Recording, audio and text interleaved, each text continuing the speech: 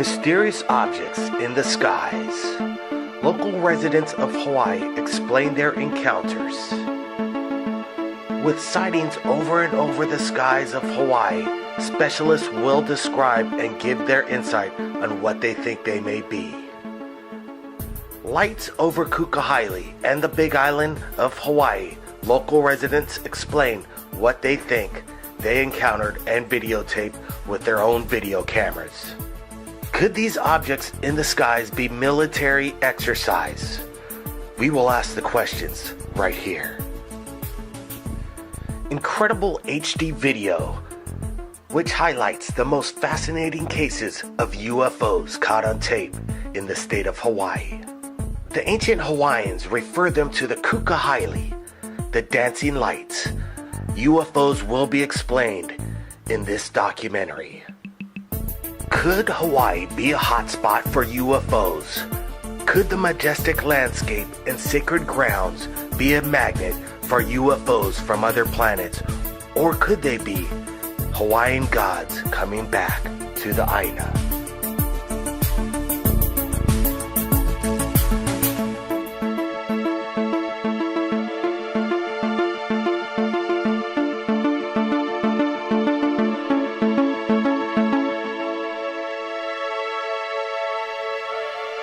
UFOs over Hawaii.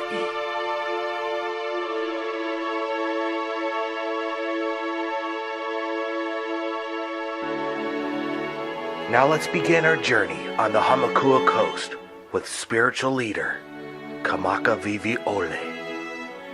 The UFOs have been coming to the islands of Hawaii for millions of years. And they came here originally.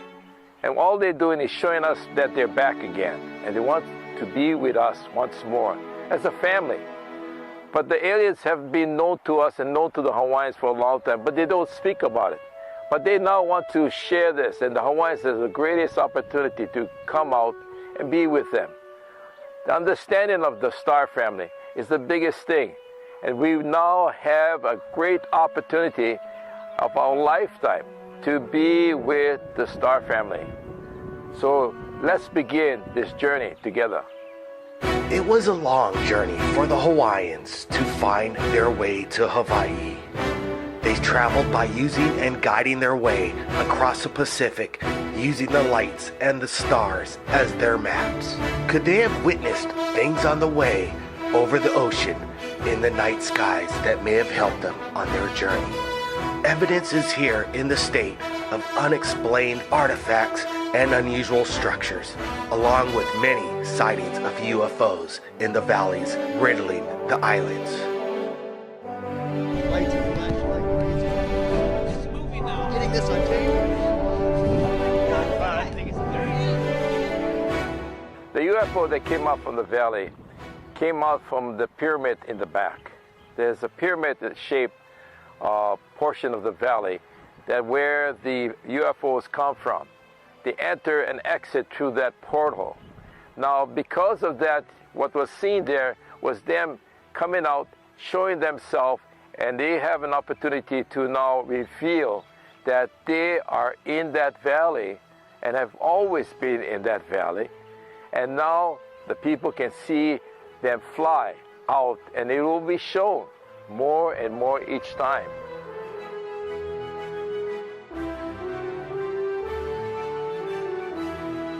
Dr. Linda Hostelek will give us insight with the star family and their relation with the islands. There's a grid, and there's these things called telluric currents, which are electromagnetic anomalies, which were put in place by the ancients thousands, millions years ago, because they're beacons for them to return home. Because when the star family returns home, it's like their navigation system. Where do they return to? And Hawaii is very blessed in that regard, as the electromagnetic anomalies are very powerful here, very strong. Most people will come here, they will feel something, even if they don't normally feel things. For those that are sensitive, they're going to feel a lot. It's a great place of power and healing, and has been renowned throughout the universe for its healing properties. Could the Hawaiian Islands have special healing powers? And could beings from other worlds find this place irresistible? The largest valley on the Big Island of Hawaii has the mana, the power. Could this place be a magnet for UFOs? Waipio Valley, the Valley of the Kings. Well, first of all, the valley is holy. It's an absolutely sacred site, and people have been doing ceremony there for eons. The footage that I saw represented an observer ship, one that kind of checks in on things and makes sure that things are the way that they should be. In addition, my feeling is that it's from Sirius. Okay, it's a Sirian ship, and there's different observer ships that are stationed throughout the entire globe here to check in and make sure that things are still pristine, that the ceremonies are still being done, that the ancestors who have passed down the traditions, that they're keeping those traditions so that the energy remains high. Because when the energy is high, then the vibration is high, and again, it's like a roadmap so they know how and where to return to.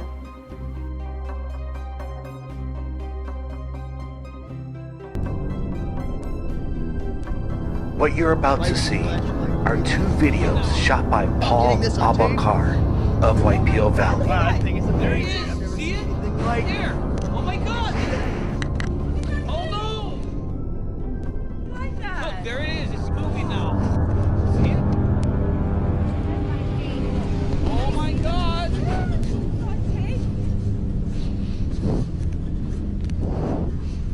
You see that? Oh, God! Oh, what is that?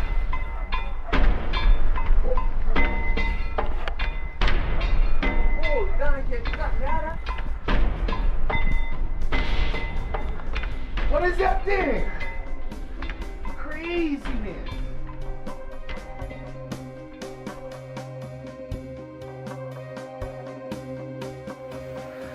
A simple man who lives in a plantation home with curiosity of what goes on over his home, known as Kukahaili, the dancing lights. Paul Abakar will explain some of the most amazing encounters he's had. I was born and raised here on the Big Island, lived here my whole life. This is on family property.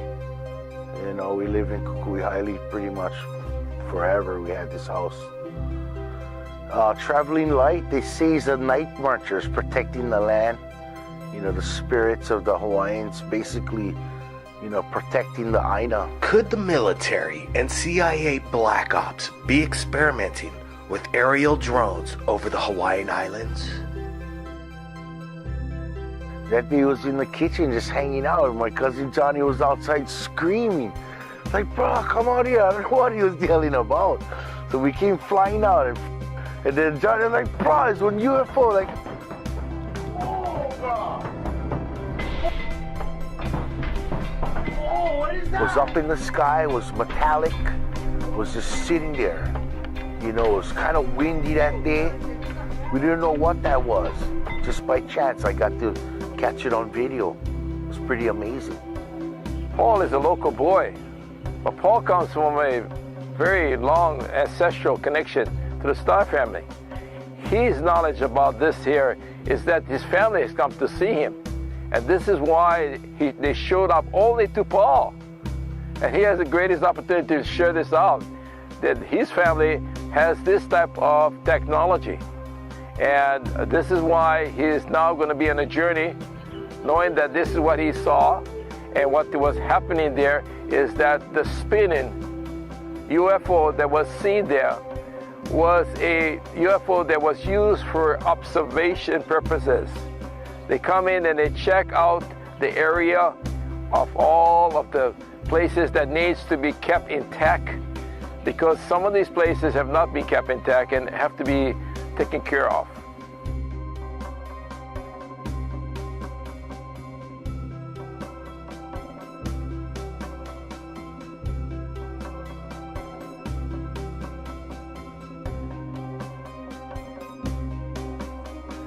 The evidence of the Hawaiians' connection to the Star family has been from day one. They have known this. This is why they have always kept those things that are sacred to them. Pele, Peleahu, all part of the star family. The problem is that we have taken this and driven away from it and have asked, who are they? You know, why do they exist? What is Pele all about? She's all part of the star family, just like all the others that have come here, the holy ones. And this is why it's not becoming real for the people. And this island of Hawaii is the biggest place for it to happen, because we have those things that exist in Mauna Kea, the volcanoes, the oceans. We have all of these areas where the UFOs can come inside and use them for their purposes.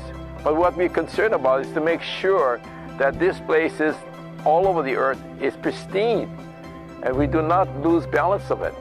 Oh, absolutely there's connection. Absolutely. And I think all Native people everywhere have connections, and they're the holders of the secrets. And the secrets are written here in Hawaii, but you have to have the right eyes to see, okay, the right ears to hear. Because if you have that sense of spirit and you can open up and listen, you can see the signs everywhere. You can see the guardian faces in the mountains. You can feel the energy in the certain plants. You know, there's much healing here. And the rocks will tell you much. Pele, I mean, the fire goddess of Hawaii, the creative goddess of Hawaii. There's evidence everywhere of her. You know, it's the only place in the entire world that new earth is being created on a daily basis. You know, that's pretty special. Craziness.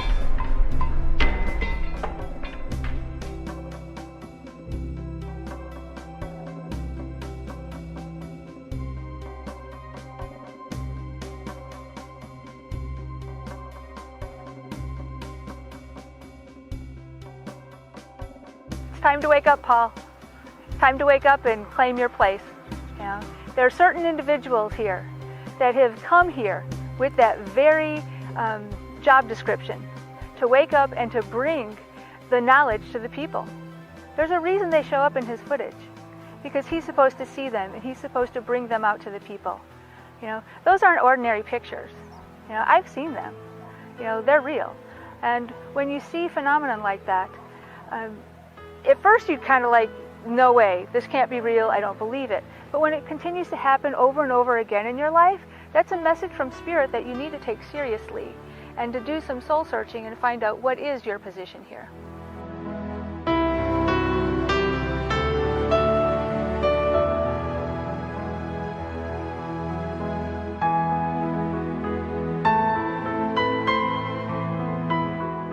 Pearl Harbor is like an island away. You know, it could have been a military drone. They do testing on the slopes of Mauna Kea all the time. There's military bombings up there going nuts. People bring their people up there just to hear the bombs, you know. It's like, who knows what that could have been? That could have been totally military. I'm not telling you these are aliens from outer space. You know, I'm just telling you what I caught on video. You know, what my beliefs and yours might be different. It's an identified flying object, so it's a UFO in my book. I couldn't tell you what it is, or who's to say what it is.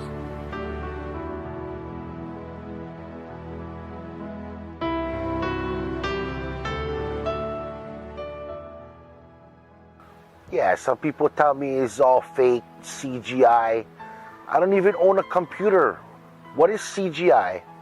You know what I mean? I'm just a man who caught amazing footage. I don't own a computer, not even a smartphone. You kidding me?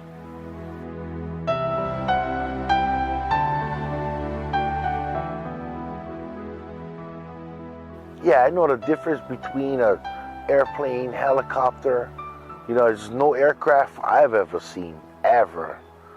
So I caught them on video. You know, you make your own decisions. Whether they be UFOs, one thing's going on for sure. The military's very active in the state of Hawaii.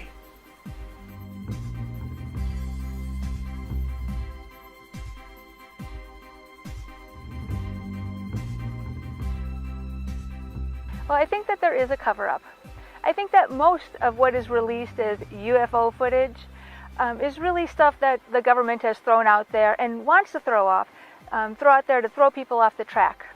Because I think if they people knew what was the truth, that it would discredit the government, and their whole perception of reality would have to shift and change.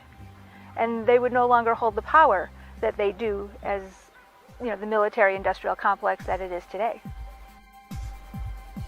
Could UFO evidence like this and people's testimony from Hawaii bring the government to finally release and give disclosure?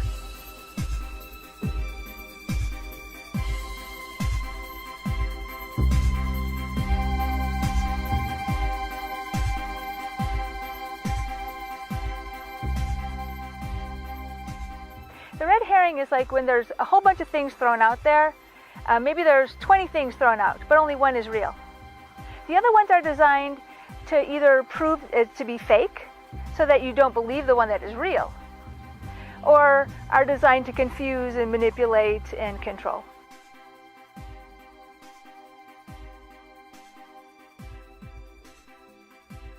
Much of what the government has shown is to really cause us to ask questions. Is there always something out there? They've caused so much chaos within the whole community, the global community. It's protect what they've got. And all the incidents that have occurred here in the United States and all over, they have used all the technology. And basically the government and those other companies in the world have protected their sources. And we know this. And now it's coming up to the truth, and the truth will be heard.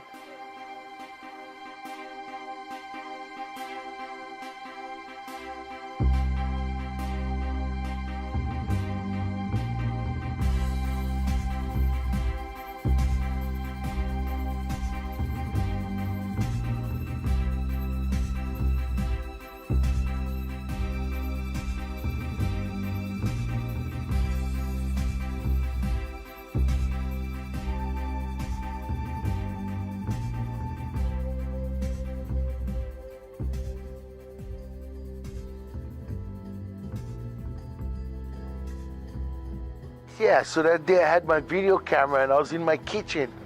Yeah, my cousin Johnny was just screaming, saying, "Oh, come out!" I was like, so he came over here, and then right there, you can see him in the background.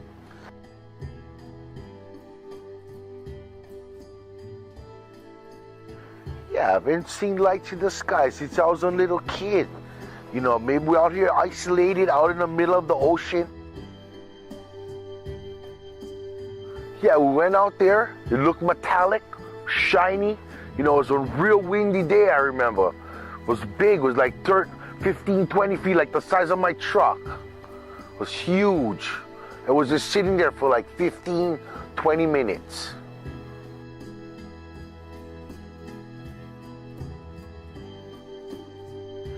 Yeah, I've been seeing lights in the sky since I was a little kid. Maybe we're out here isolated out in the middle of the ocean, Pacific Ocean. Maybe, the UFOs like coming to Hawaii because we're so isolated out here, Maybe they love it. Who knows?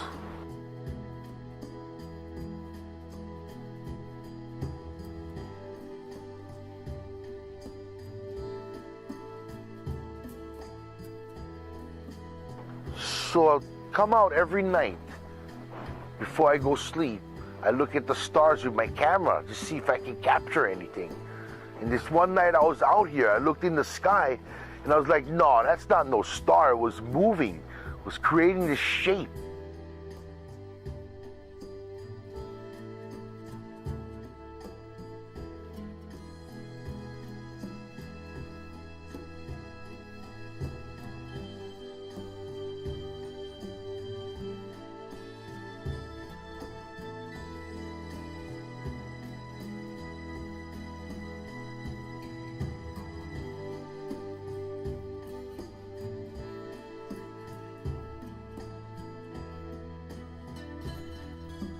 I looked up and I said, it looked like a bright cross. So I was like, no, that's not no star, no satellite. It doesn't move like that and make like a shape in the sky. So I just kept filming.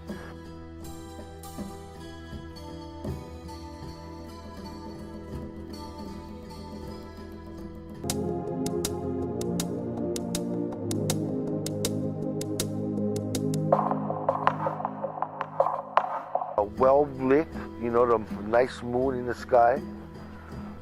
There's no other stars in the sky, so except this bright orb looking light shaped like a cross.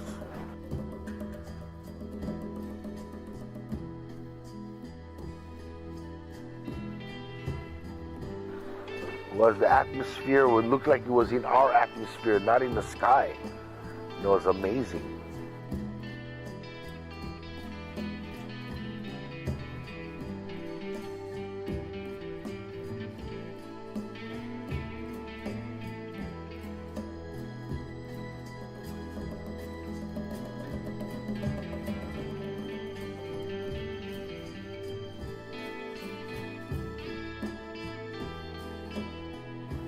I live 4 miles away from a special place, Waipio, Valley of the Kings, a very sacred place, sacred burial grounds.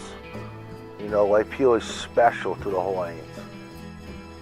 Well, I just could continue to keep my eyes in the sky. I'll always have my camera out, and hopefully one day I'll have the answers to what's going on in the skies over Hawaii. Orlando Smith, a musician, captures something amazing over the Hamakua coast. A military C-17 transport tracked by an unknown object.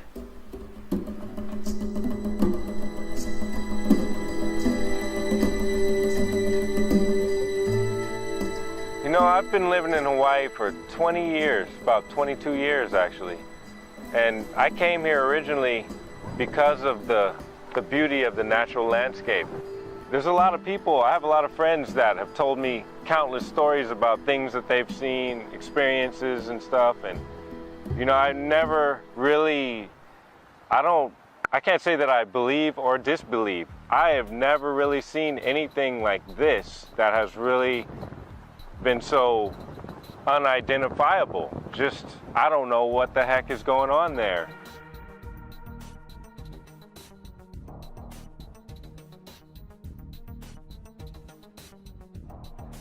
So I came up here to get some shots of the Pink Church, and I look to the coast and I see this big military transport, kind of looked like a C-17 or something like that.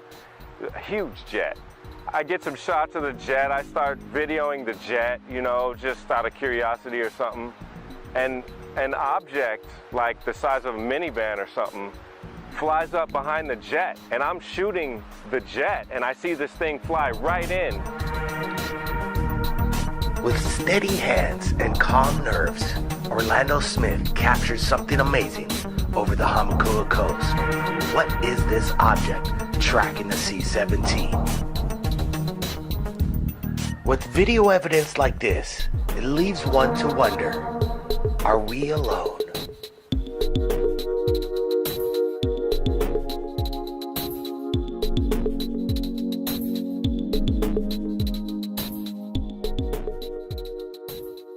If you want to really know what the truth is, there's a lot of things that have been declassified now.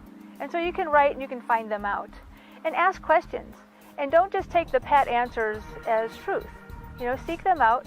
And in your meditation and your prayers, we all have this inner knowingness of what is right and what is wrong. We're born with it. Just like the birds are born with a homing device that they can follow north and they can migrate. We have an internal compass which tells us what is truth and what is not. And listen to that internal compass. Again, most of what they're going to throw out there isn't true. And it's designed to throw you off the track. But if you listen inside and you can see the signs of what is true and you see things happen to you, perhaps there's a knowingness that you have and you find it to be true, and all these dots are pointing the way to a certain direction in your life. Listen to that. That internal barometer inside of you is going to really, it'll put you on the right path. Orlando explains on how he was on the right path, capturing his UFO. So I kept filming the jet and the object as I was following it across the horizon, and as I zoomed in, I was like trying to figure out, what is this object? I couldn't explain what it was. How could something have flown right up to the jet and then be like almost attached to the jet, like it was gonna dock to the jet or something like that? I was like, is this some kind of crazy maneuver where something is approaching the military transport and gonna dock like in the movies or something like that. I was like, what is this thing? So then as I zoomed in, I'm thinking maybe it was a parachute or something that got tangled up, and then somehow they were gonna bring it in, because it was approaching the thing from the back. It wasn't like going away from the vehicle. So I was like, what could possibly be approaching the vehicle that close? And then so when I started zooming in, you could see there's no parachute, there's no cables, there's no nothing. All you see is a big metallic object like the size of a minivan. The crazy thing is the shot's only 26 seconds, and it seemed like I was shooting forever as I was following the thing across the horizon. And I still don't know what that other vehicle was, but I knew when I was getting this shot that this is some crazy thing happening here, some military related. So I'm still thinking it's got to be like some kind of military refueling transport, you know. But when I zoomed in, you can see there's no lines, there's no cables, there's no gas refueling line, there's no lines pulling the thing. I mean, as far as you can see, and I zoomed it in all the way, and it's like the resolution is incredible. It's only 26-second shot, but I lost it right across the horizon, like right out there.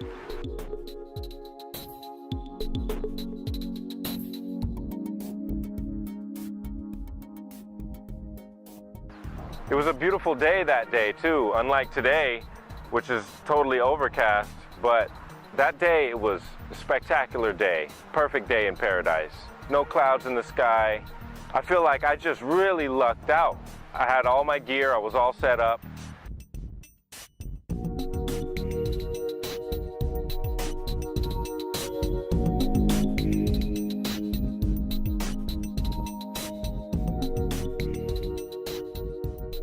The reason why the ships come to Hawaii is one of the things is that they remove some of the sacred waters that are here.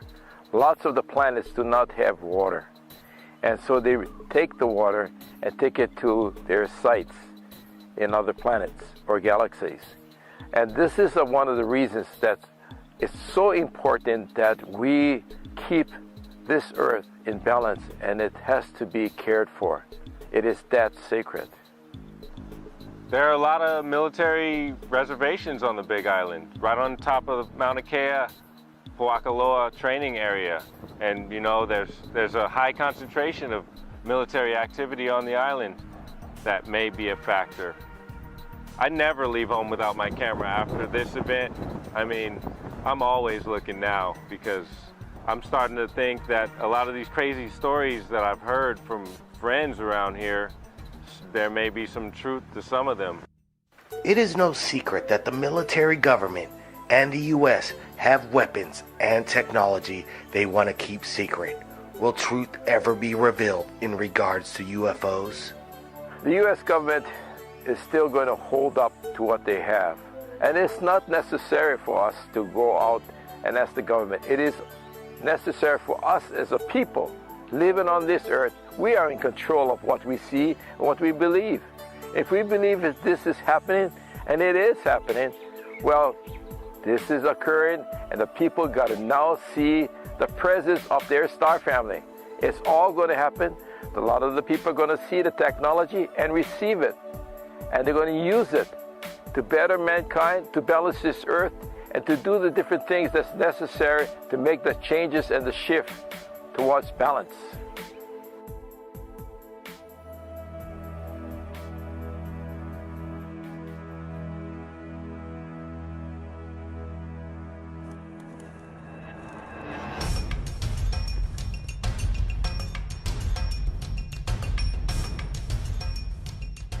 Pyramids throughout the world have been among us for thousands of years. We're here in the South Pacific. My name's Blake Cousins, and what lies behind me may be more evidence of ancient pyramids right here in the South Pacific.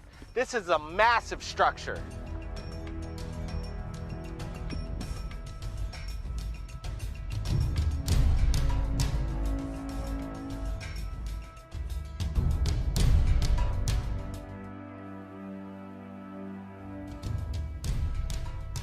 You could really appreciate the work put into this monument. Some of these stones are massive, weighing up to 300 to 400 pounds. And as you follow me along here, you could tell and see this wall just stretch for about a whole football field. This is absolutely amazing. Pyramids were built to worship their gods in the heavens. Could it be that the Hawaiians believed in outer space beings from other worlds? It is said in history this massive structure was built in a day, with over 10,000 Hawaiians carrying stone to stone, man to man, to build this massive structure. And we've just seen a little peek of what is actually out there.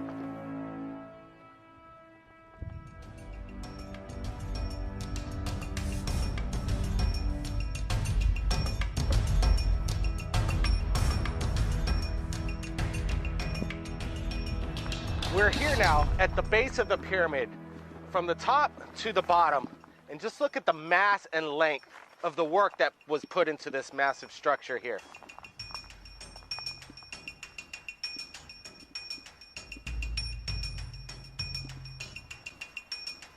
If you could appreciate, like me, the theory of ancient astronauts, this theoretically could be a sign from the gods. The mystery of pyramids here in the South Pacific scientifically has not been supported, but with evidence like this, how could it be denied? My name's Blake Cousins, and we'll see you again at Third Phase of Moon.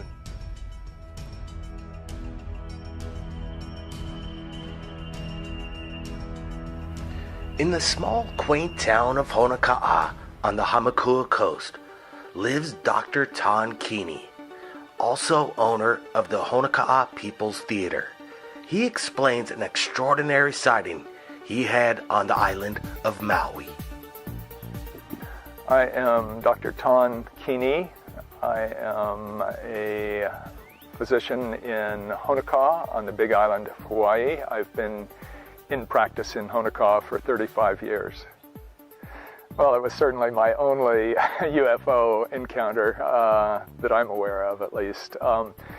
And in order to do that, I'll have to, I think, give you some preface. I've actually told this story a few times over the intervening 35 years because the events I'm going to tell you about occurred 35 years ago. And but I think, some of the preface is important to actually understanding, why I have attached the significance I have to what I saw.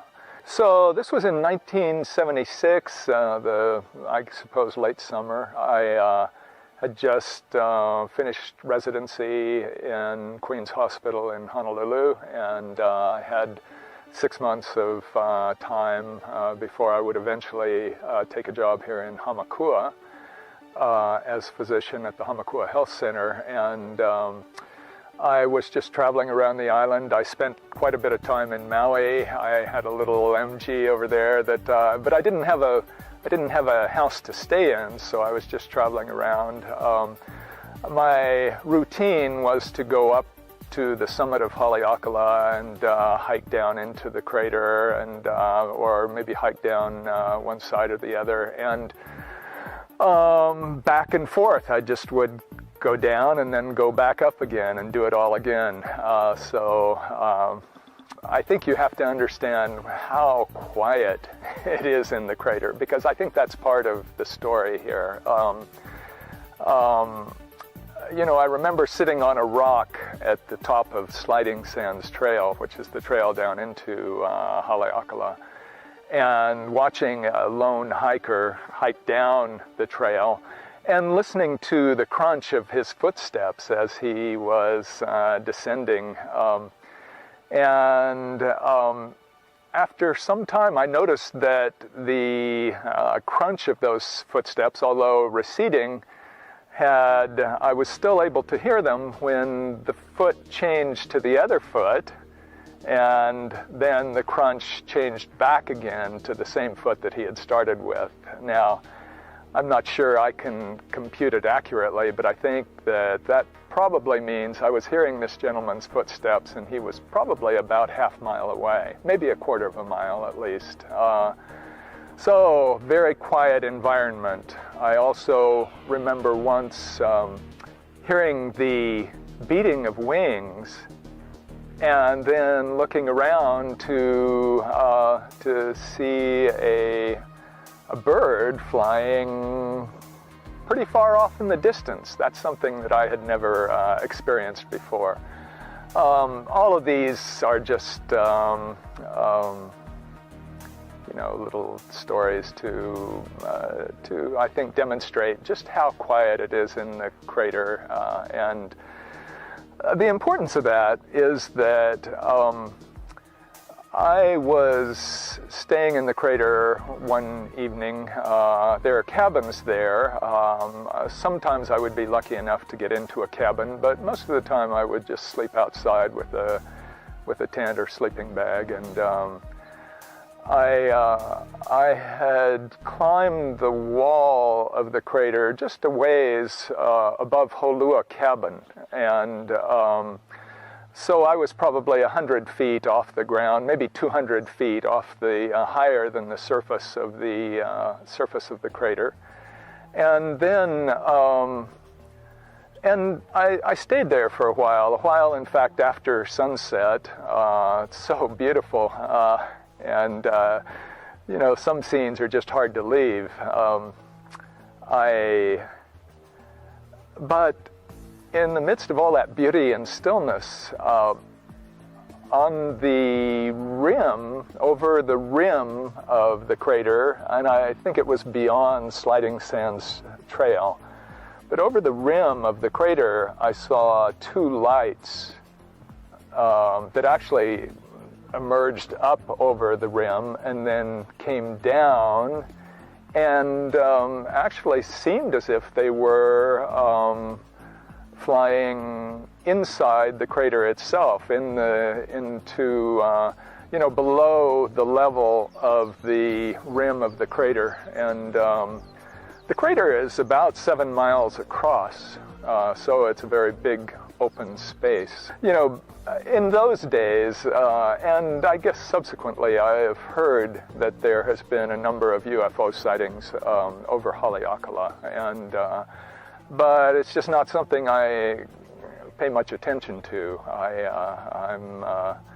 Like I said, I actually have had very little time to ponder those things over the subsequent years. And first of all, I can see it in my mind right now, of course, because it was a fascinating thing to me.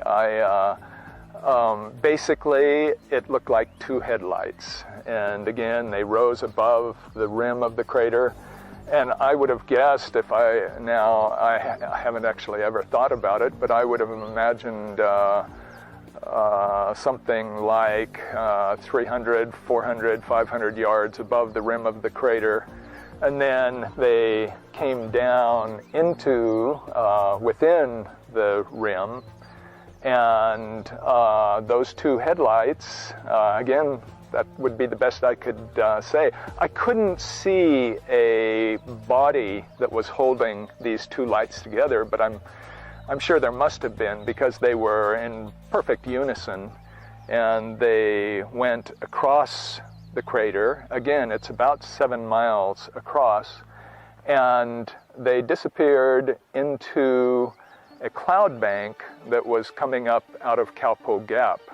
Kaupo Gap is kind of where, millions of years ago, lava poured out of the crater into down the, I believe, Kipahulu side of Maui. And the one thing that was most interesting about that is that through all of and the reason I told you about the bird flapping its wings and about following the hiker down the trail, is that there was no sound whatsoever, as these lights flew across and down into the crater and across the crater.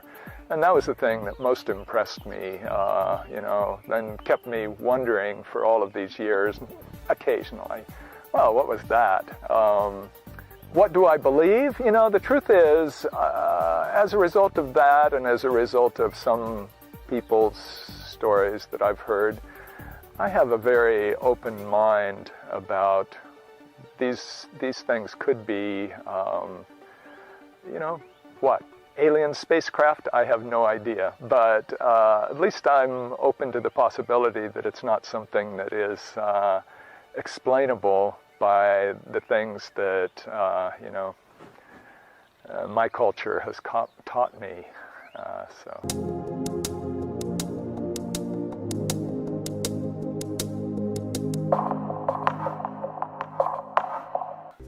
All right, Reynolds, this is some of the video that I thought you'd be interested in taking a look at.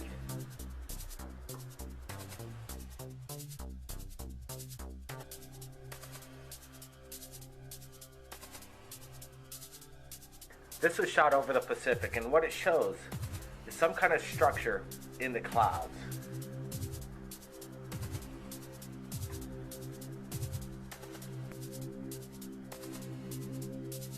Is this similar to the UFO that you explained to me that you saw in Nevada? Yes, and these are type of UFOs that are what they call Chatna. This is a Chatna type of UFO. The Chatna is comes from a faraway galaxy, and what happens is that what they're doing is observation, and the reason for the observation is that many places are being checked out for not only what the people are doing, but just observe them during this time and period as the transition occurs. All right, Reynolds, I want you to take a look at this video. It was apparently shot over Maui. And you know, from what I see here is that this video indicates to me that this sighting of a UFO was people that came from the light. They indicated this and showing this that there is a connection between us and the star family. You know, people talk about the Galactic Federation of Lights. Is this what they're referring to? That is what they are referring to, because Maui is a very strategic area for UFOs in entering and exiting. People speak of interdimensional beings as well. Is there kind of a correlation between the two? Yes, because of the fact that we are together. We are the beings. We are here already. We don't have to wait for no one else.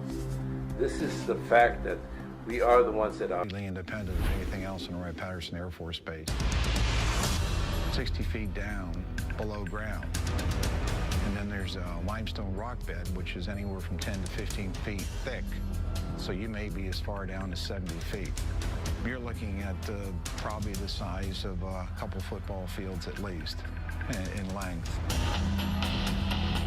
There's roughly 4 big vaults. They're about 100 by 100 feet in size. They got carpeting on the floor of the tunnels, and you could drive a pickup truck through them. Collins says the most remarkable secret isn't the underground complex itself. It's what he says the Air Force was and possibly still is hiding inside. The things that were stored in these vaults were, of course, bodies, alien bodies,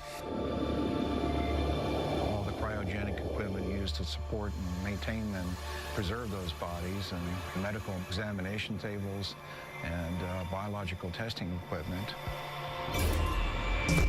The Air Force denied our request for an interview with a representative from the base. But local Congressman Michael Turner says plenty of classified information is at Wright-Patt, and it's all with good reason. A lot of the things that are going on at Wright-Patterson Air Force Base are secrets that need to be protected. There are things that are in development, research that we're doing, possibly for capabilities for us in the future, or even how we're looking at our potential adversaries. A statement issued to us by the base says the evolution of virtually every Air Force aircraft flying today can be traced back to Wright-Patt. They tell us current developments include material that can sense and then heal its own cracks, as well as bird and insect-sized aircraft capable of swarming. One of the few reporters allowed on base to investigate the legends of UFOs at Wright-Patt is Emmy Award-winning newsman Carl Day. There are an awful lot of unanswered questions, and tonight We're going to try and sort out facts from fiction. And they said, well, come on in and look and see if you find anything. This was at the invitation of the Air Force. Aware of reports about underground chambers, Day asked to be escorted to the lowest level of Building 620. The tunnel that I went through was certainly not big enough to drive a truck through, and we had to duck out of these tunnels because they were very low. While Day didn't find hidden tunnels, he uncovered something even more shocking. It was a small mandible, which is the lower jaw of something. In the course of his reporting, Day met a dental technician from a Veterans Affairs hospital 15 miles outside of Wright Pat, who said he had worked on a strange impression of a mandible brought from the base. At the time, the man was so afraid to tell his story that he didn't reveal his name or face. Never seen anything like this before in human or animal. Neither one. Today, at 81 years old, John Musgrove speaks undisguised for the first time. I'm not going to be around too many more years, and I'd like for this story to be out, you know, because I don't think the federal government is ever going to come out and say, yes, there are aliens and they are visiting us. Musgrove says that in October of 1979, two uniformed men he recognized as officers from Wright Pat came to the VA hospital to obtain a cast of a dental impression. There was no blood and saliva. It was just dry as a bone. And I noticed right then and there I had something unusual. I thought to myself, my God, what have I got here? When Musgrove finished the assignment, his boss made it clear not to speak of what he saw ever again. He raised his hand up like this with the impression, looked at me and crushed it and threw it into the trash. And that's when he says, forget you ever seen this, forget you ever worked on it, don't talk about it. The impression was broken, but Musgrove dug the pieces out of the trash and put it back together so he could duplicate the cast. Convinced the mandible came from a skeleton stored at Wright Pat, Musgrove gave a copy of the cast to Carl Day to investigate. But the case went cold when nobody Day showed it to could identify its origin. I didn't want anything to happen to it, just in case. So it's in a safe deposit box. And I've got the key. Day agreed to retrieve the mandible from his personal repository. There it is. This is the first time it's ever been shown on national television. I would love to know if this is indeed representative of true aliens' lower jawbone. You can imagine how small the head must have been. 30 years after the cast was made, pressing questions remain. Could this be the smoking gun that we're all looking for? And final proof that indeed we're being visited by aliens? It proves one thing, there's something other than human and animal. Coming up, does this mandible hold the secret to extraterrestrial life?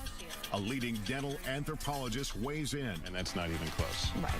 But first, join us in the Nevada desert. Doesn't it make you wonder what's in there that has to be so secret that they kill? As we examine exclusive video that may expose what happens inside the most secretive military base in the United States. When Inside Secret Government Warehouses continues.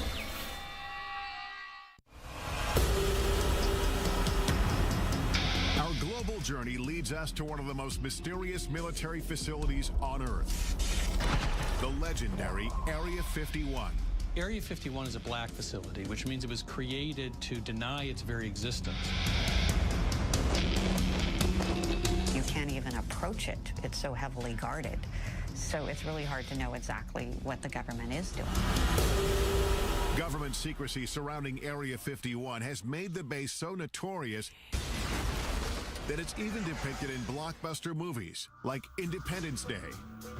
In the film, Area 51 is portrayed as a massive UFO research complex, complete with flying saucers and alien bodies. After repeated requests for access to Area 51 or a representative, were turned down. May I ask why we're being denied access? The Air Force issued a statement saying the area is used for testing and training for operations critical to the effectiveness of U.S. military forces and the security of the United States. And some specific activities and operations, both past and present, remain classified and cannot be discussed. Undeterred, we hit the road to find out as much as we can without breaking the law.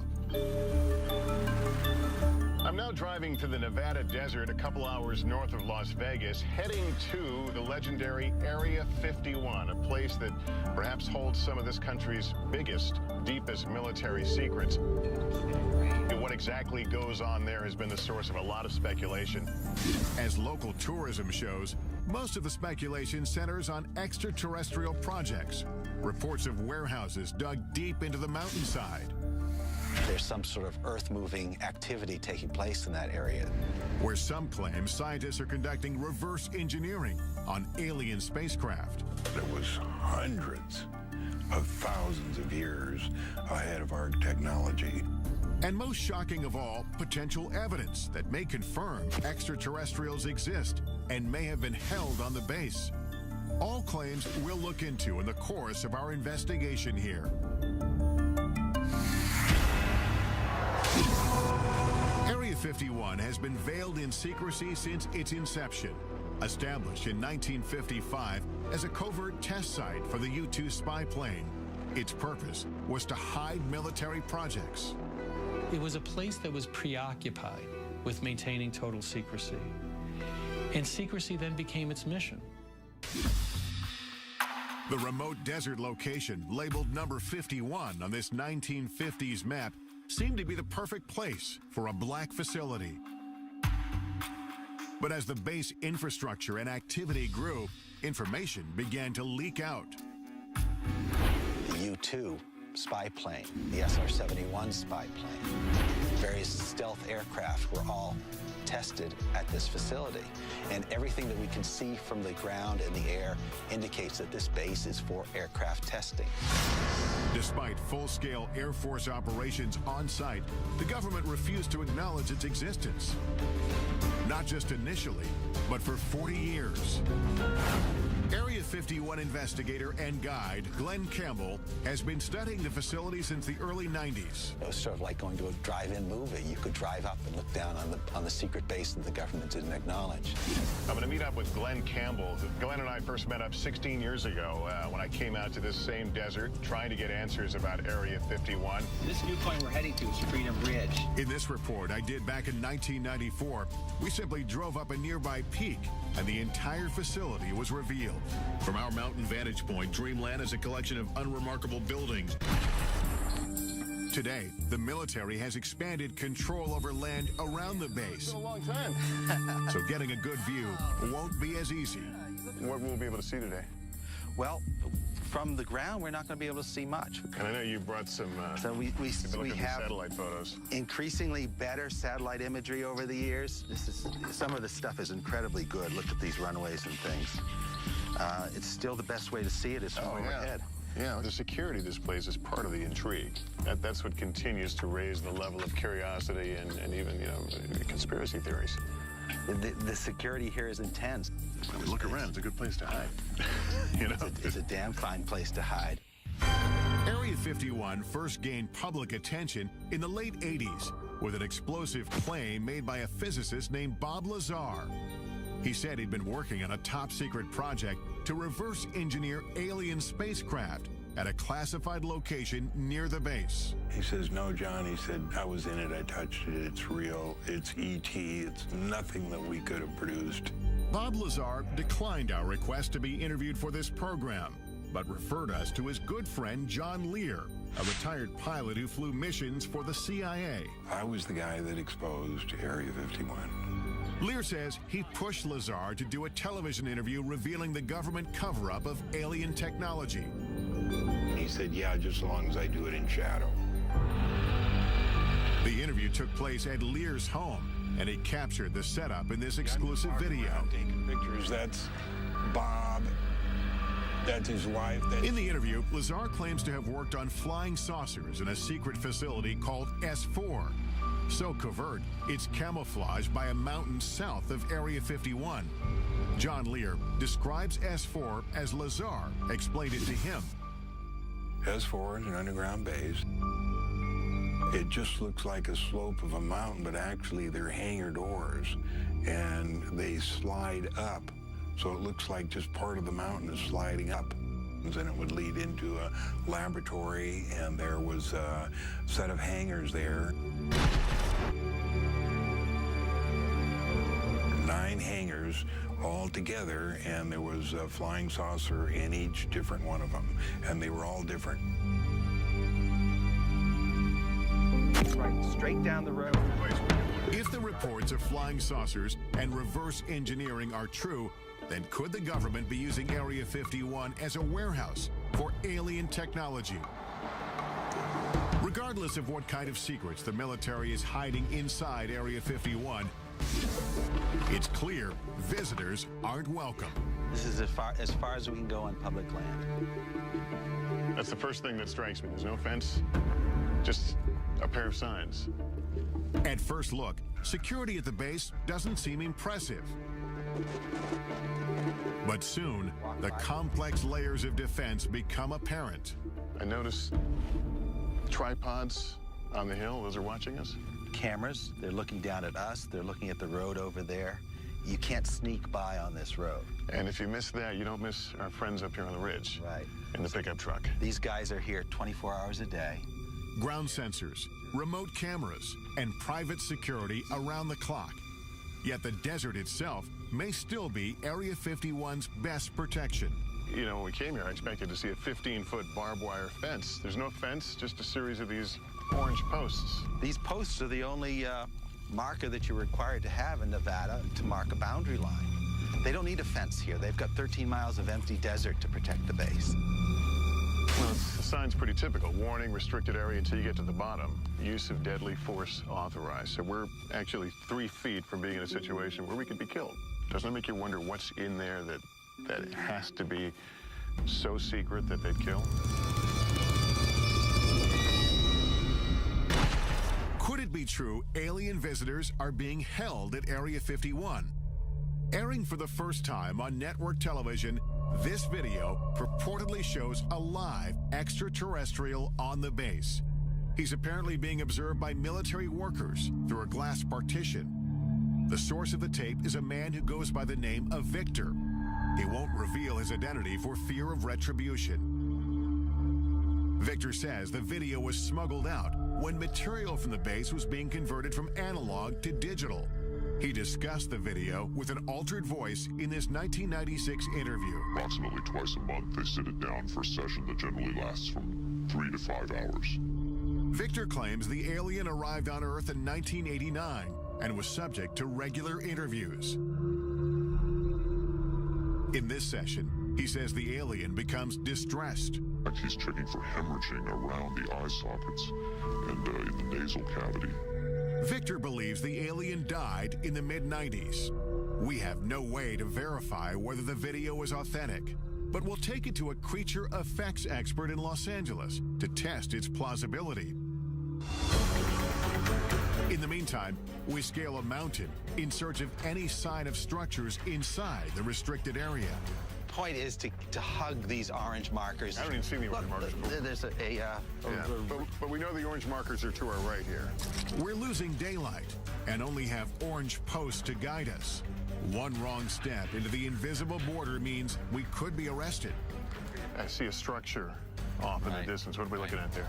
That's the actual guardhouse. That's the actual gate within the Nellis Range. So if you were to keep driving on the road past those signs and you got to that guardhouse, you'd be arrested immediately. We continue to climb upwards until we can't go any farther.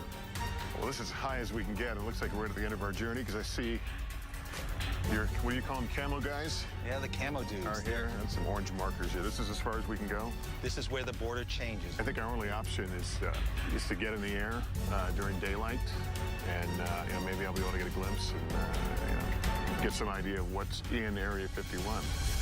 But we're going to need daylight and a chopper.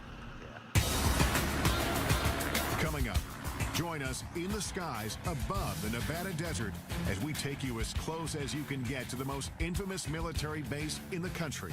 They now know who we are and where we are. That's correct. Is Area 51 the epicenter for a cover-up of alien life? Or is the base concealing earthly secrets that are much more disturbing? Find out what happened at Area 51 and what humans did. That's scary enough. When Inside Secret Government Warehouses continues.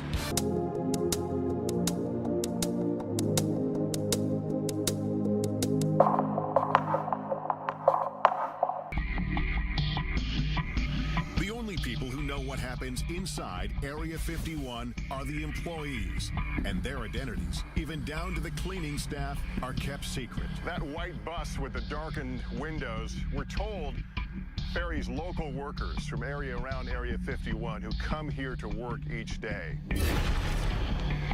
Those not bussed in are flown in, shuttled back and forth on special unmarked planes. They fly on a private airline known over aircraft frequencies as Janet, every morning from Las Vegas to Area 51. This surveillance video shows workers returning from Area 51 on private 737s. These are jets without any company markings. They just have a red stripe down the side. Signing on to work at the base means agreeing to a covert lifestyle. No one can even admit that they work there. Jonathan Turley, a litigator in national security cases, first learned about Area 51 in 1994 when he was contacted by employees who were gravely ill. You're basically told to go die. And they weren't supposed to talk to a lawyer, and they weren't supposed to talk to a doctor. Despite having signed non-disclosure agreements, some workers told Turley they'd been exposed to toxic materials on base. One of them was a sheet metal worker named Robert Frost. He couldn't tell the doctors where he was working or what he might have been exposed to. They could have put him in jail for it. In 1994, I conducted this interview with Frost's widow, Helen. She told me about the first day her husband came home with symptoms. He walked in a door and he was screaming. I looked at him, his face was bright red, and all the skin was peeling off of his face. Turley filed a lawsuit accusing the military of poisoning Area 51 workers through blatant negligence by recklessly disposing of hazardous waste. They dug a football field-sized trench, and they would fill it every week with all types of hazardous and toxic wastes. And then they would just dump jet fuel on it and set it on fire. Though the base was operating in secret, Turley says the impact on some workers was difficult to hide. Many of them developed a strange condition that looked like fish scales on their body. This was taken just before he quit in March of '89. And then he had these large sores on his back. He had those all over his body. Turley's clients wanted to know what they were exposed to, but suing for information was a Kafkaesque task. At the time, the government denied Area 51 even existed. At one point, I just told the judge, Your Honor, I can take you there. I can point you to it. You can see it. How can it not exist as a matter of physics, let alone the law? Turley says it wasn't until he obtained satellite photos of the base that the government finally acknowledged some operations in the general area. They believed that they lived in a special place that was not reachable by federal law, that even killing someone, it was just simply not something to be held accountable for. Eventually, Turley filed several lawsuits on behalf of sick workers. The legal battle lasted for 9 years. Some of his clients died during this time.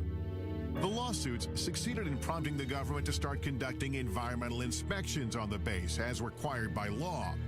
And as a result, the court found one of the cases to be moot. Another one was dismissed for reasons of national security. In the end, Turley's clients got no answers, and disclosure of the legal inspections prompted by the lawsuit was deemed subject to a presidential exemption. This means they can be kept from the public, and they have been to this day.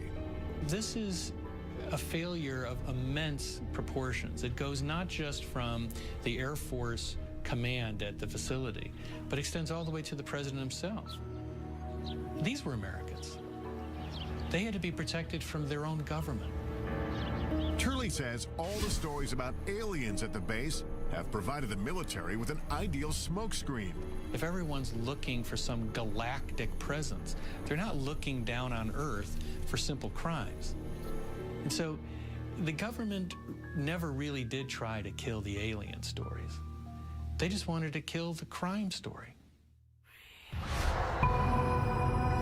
And so, public interest in Area 51 and its alien legends has endured.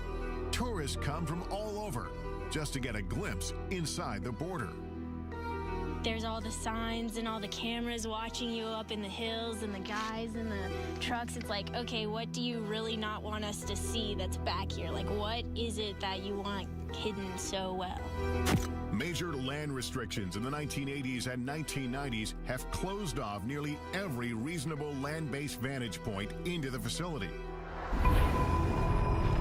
So we concoct another plan. We really couldn't see anything from the ground, but we have another option. We've hired a helicopter, and we're going to go up and try to skirt around the restricted area and see what we can see.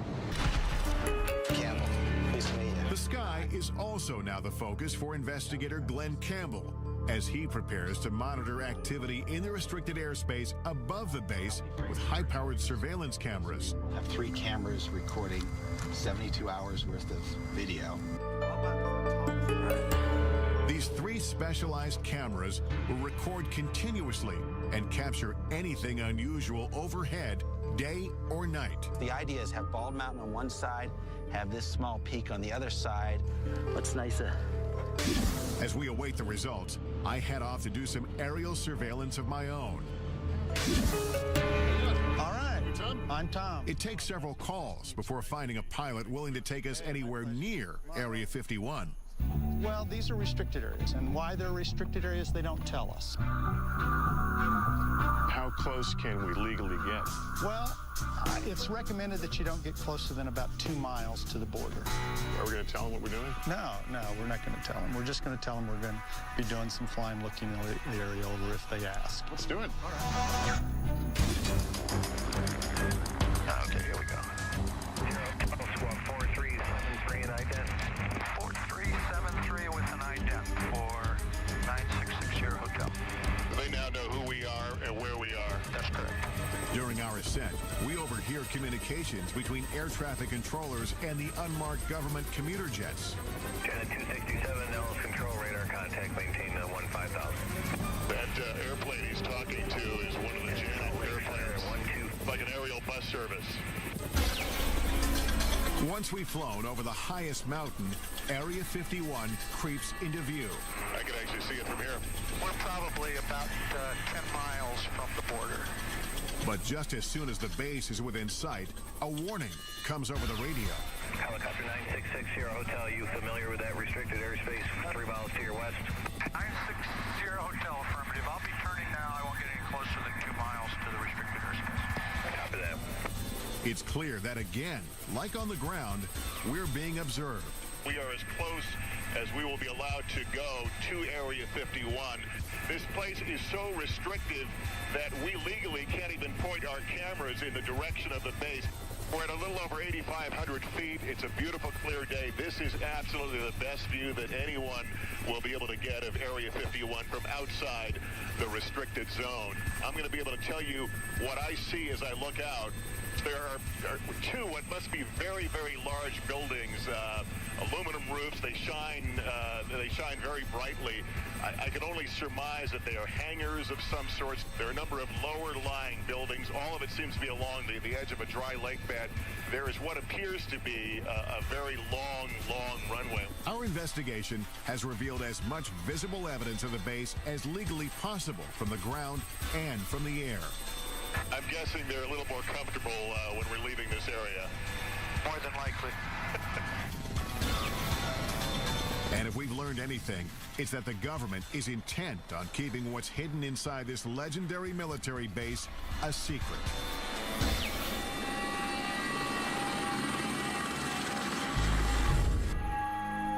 After 72 hours monitoring the sky, our video surveillance captures some anomalies. An eerie desert storm sweeps through the area.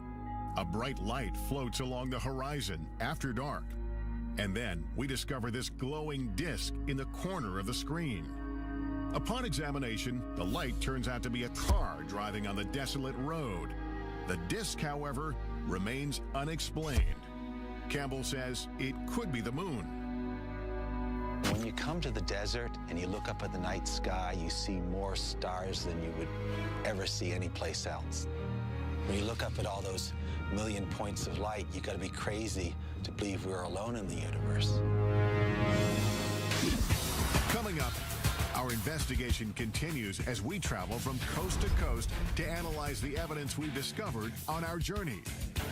What will the purported alien interview video from Area 51 reveal? And could this mandible support theories of extraterrestrial life? It's like nothing I've ever seen before. Answers coming up next on Inside Secret Government Warehouses.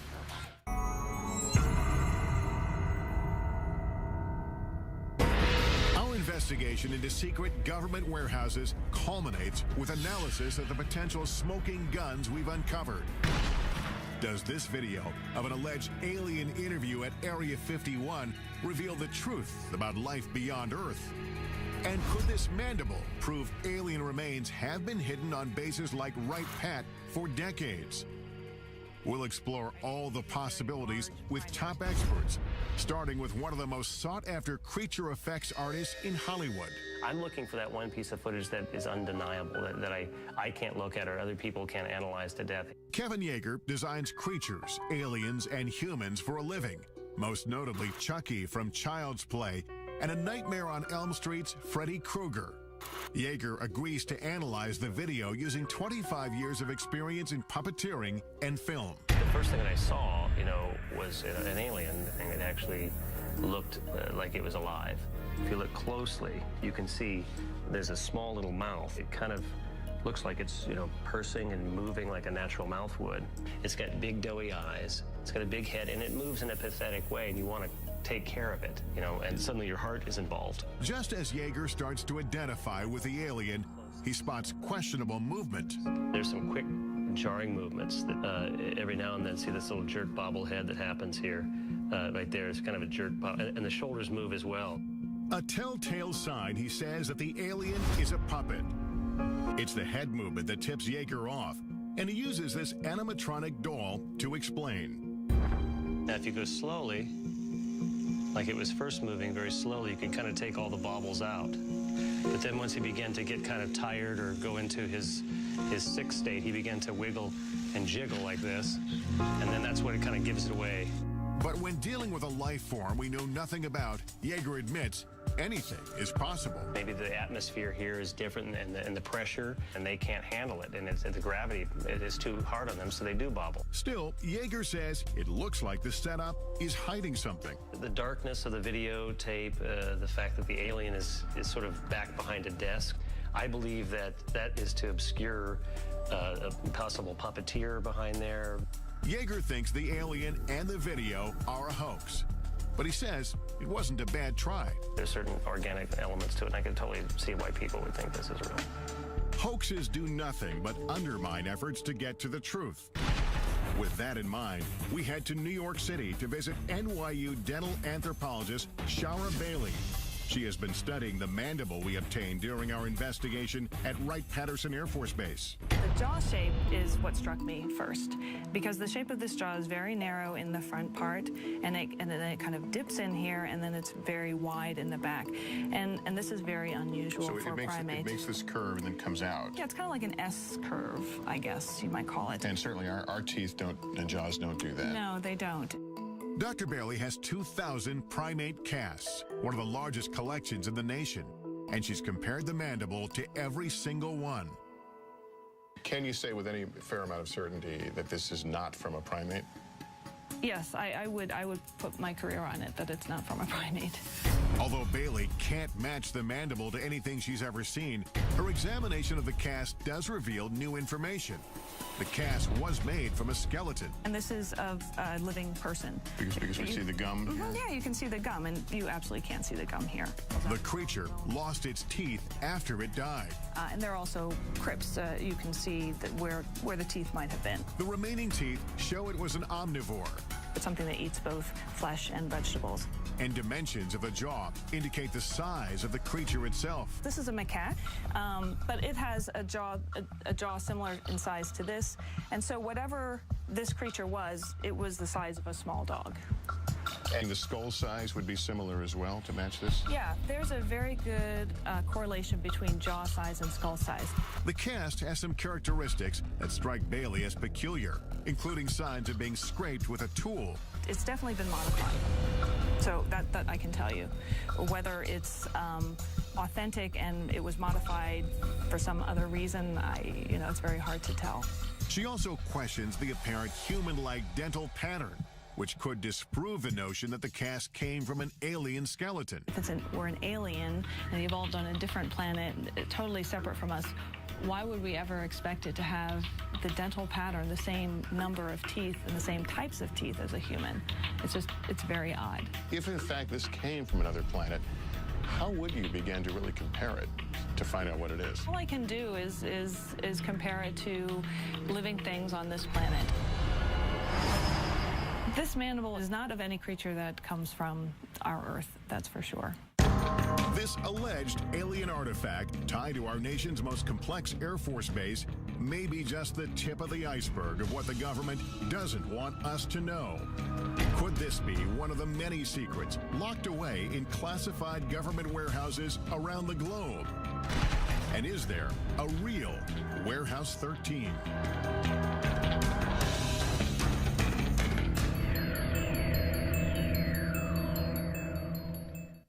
In the end, we can't say for certain what's below ground or hidden behind closed doors. What we do know is that there will always be information those in power don't want us to know about. And as a society, we have the right and the responsibility to keep asking, to keep pushing, to discover what they don't want us to know and why. I'm Lester Holt. Thank you for watching.